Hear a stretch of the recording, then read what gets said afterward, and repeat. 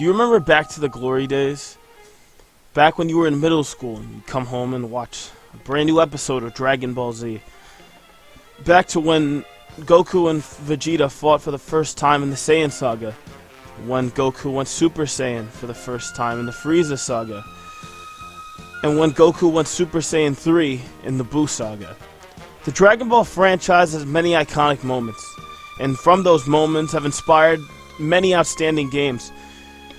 And once again, it's time for us to look at one of the results of the merging between the Dragon Ball series and video games. While there have been many, such as Dragon Ball Z, Raging Blast, and Dragon Ball Z Saga, today we're going to be taking a look at a game that isn't exactly from the normal video game genre. One in which Dragon Ball has now moved onto the mobile space. This game is now known as Dragon Ball Legends. Welcome everyone to the first edition of Recap Review, where I give you an overview of multiple games across many platforms, make it easier for jumping to games you might not necessarily be informed about. This edition is Dragon Ball Legends. This mobile game is world-renowned with more than 10 billion downloads from the App Store and an overall of 4.4 stars on Google Play.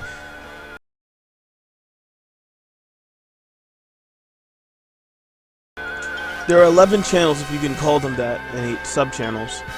Adventure, where you can send characters out for a certain amount of time to collect items for you and bring back items that you can use. Events usually have missions that you can go on in which you can get many characters ranked up and raise their star rank.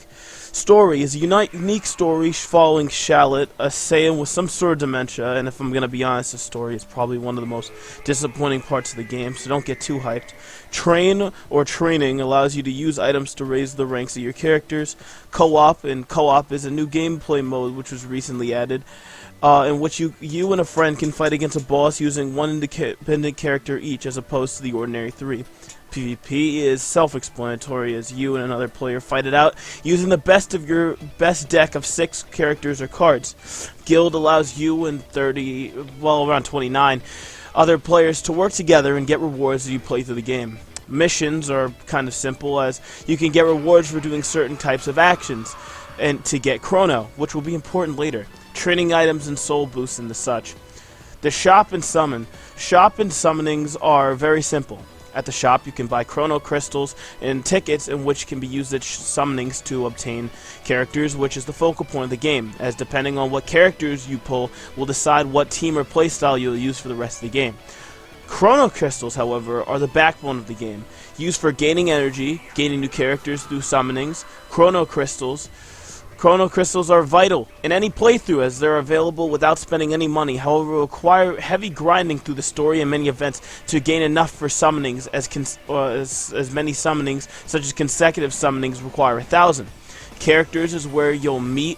It was basically the meat and potatoes of the game takes place. And this channel is where you have your team formation, soul boost, and equipment, along with your character list. The character list is very simple, as it's where the characters you own and don't own are listed. In team formation is where you'll choose 6 cards or characters and make a team that complements each other by looking at the stats underneath their respective cards, such as Saiyan, Hybrid Saiyan, Fusion, etc. Soul Boost is to boost or improve the skills of a character or card by increasing its stats. And equipment cards are cards you apply to characters to buff certain stats, such as health or attacks. The most important sub-character channels are News, which includes the most recent developments from the developers, the Exchange Shop, which you can trade items for characters, summoning tickets, and occasionally chrono crystals. Friend is basically your friends list. Present is free items given by the developers to the community, and Status is all the important information about your account. And to customize is where you can customize the protagonist of the story, Shallot. Now we're off to the part of the video that everyone's more concerned about, the gameplay. I'm gonna be real, the gameplay of Dragon Ball Legends is not for every type of player. If you're more for fighting games and, you're excited for fighting games, this is more your game. If you're up for strategy in your fighting games, then you'll definitely love Dragon Ball Legends, as, the controls for the game aren't able to be spammed, there isn't button mashing, and there are actually a lot of interesting advanced systems within the game. For example, When in normal combat, there are four types of abilities and 5 depending on the character. Most characters, you have the strike attack, which is red, the blast attack, which is yellow, obviously. You have a special ability, which is blue, and it has a blast card on it, and you have a green card, which is special. Special cards, however, are cards that give your character a certain boost. Some cards allow them to do a special attack on an enemy, certain cards allow them to recover ki and energy, and some allow them to recover health depending on if they're in the regeneration class or if they have resilient spirit, which is something that some characters have. The strike attack, some characters, which is one of the reasons why previously I said that you need to check every character and read up on them before you take them into battle, is because certain characters, such as Yellow Gohan and a Red Vegito, they have extreme strike attacks, and the lower their health is and it requires more strength from them for them to win a fight, you know? So their strike attack is extremely high, while other people, like a few of the Gokus, have extremely strong blast attack, and their blast attack is literally legendary, and it does a lot more damage than any of their strike attacks. And some of the best characters in the game as well, right, are known as transforming characters, such as Yellow Vegito, Yellow Gohan, Bojack. There's a bunch of characters who transform, and Green Gohan, sorry. And a lot of characters that transform, they either gain health or they gain strength. And transforming characters always have something above normal characters due to their special ability or anything that's especially interesting about them, right? And this always gives them a heightened advantage due to normal characters who don't transform.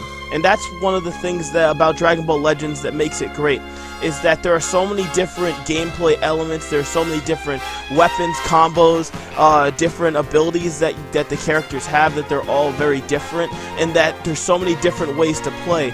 Like, for example, the co-op mode. The co-op mode allows 2 people to play together at the same time and use special skills and different gameplay abilities to take down one boss. And depending on the level, I think it's recruit, intermediate, and advanced, depends on how difficult the game will be. And even if you have the best cards in the game, if you don't have a good teammate or you guys don't have good synchronization because of your cards, you won't be able to beat the boss no matter how hard you try. And that's something I find very interesting about Dragon Ball Legends, is in the gameplay aspect. That every single character has a different ability to them, has a different skill. A lot of characters are very filler, in which they're heroic, and a lot of the extreme characters are very basic, and they don't have anything special to them. They aren't impressive, they don't have any special skills, and they're very easy to die, they don't do a lot of damage. However, even though this game may seem as a gacha game, when you do pull a very good character, which at least in me and my friends' experience playing the game, is not very difficult, the game is a lot of fun, especially playing against your friends, using different abilities, using different special moves, using special ultimate moves, you know, doing the co-op, doing the PvP. There are so many different ways for you to play using just those 4 cards. And even certain characters have ultimate skills, which is the 5th one I was talking about previously. When you press on your character themselves, they're able to use their ultimate move, which, for example, Vegito has it as his ultimate finish, in which there are special types of units. With like Vegito, who has an ultimate, which is his specialized his ultimate finish, which, if you're able to kill the enemy with your ultimate card, makes them have a special animation for their death, such as him using a giant beam sword to cut their enemy in half, for example. Or I think another one is Frieza's. There's a legendary Frieza, limited unit, who he pulls down the giant supernova blast that he uses on Planet Vegeta, and and all these different abilities and character moves and all these different things are all used on different levels of characters, which I brought up earlier, and which I'll go over very briefly here so that we don't waste enough time and I'm not constantly spewing shit into your ear. So it starts out with hero units, which is what Shallot, the main character, is, but he gets a transformation to becoming Super Saiyan 3, which makes him impressive. And what happens is that you go from heroic, which most heroic characters are useless and very weak, and then you go to extreme, in which most extremes are useless and weak. For example, at the moment, Nail and Broly and a few other units are very overpowered, and Whis are very strong, despite the fact that they are an extreme unit. It doesn't matter; they're still really strong characters. And what happens is that what happens is then the best characters, in which there are a lot of filler characters and extremes and heroics, which make it much more difficult to get really good characters, in which there are Sparkings. Sparkings are the best characters in the game. These are the ones that you really want to go for. So there are Sparkings, there are extremes, and then there are heroics, right? And the Sparkings are the ones with the most Legends limited characters, and they're the ones with the most interesting characters overall. So even though the percentages in a lot of the summonings are bad, some of the summonings, especially if you check the Reddit, you check the Twitter, some of the summonings are great. And another great part about the gameplay is that certain characters can be gained through just grinding out the game. For example, Goku as a kid can be grinded out through the game. Some Gohans can be grinded out through the game, and Bardock can be grinded out through the game. Piccolo, 2 versions of Trunks. The game gives you many different ways to play, even if you're a completely free-to-play player, which is something that I very much enjoy, despite the fact that you can win a lot of things by being completely pay to win, which is something I strongly dislike about the game. However, the fact that even though through heavy grinding through the game and putting a lot of time and effort into it, you can still have a very good chance of getting characters that are even more powerful than the people who paid legitimate money to play the game. So that is something that can be enjoyed about the game overall, as the gameplay is very fun. There's a lot of different ways to win. There's a lot of movement systems of swiping forward, swiping back, and it all depends on each individual character, which makes it a very interesting experience.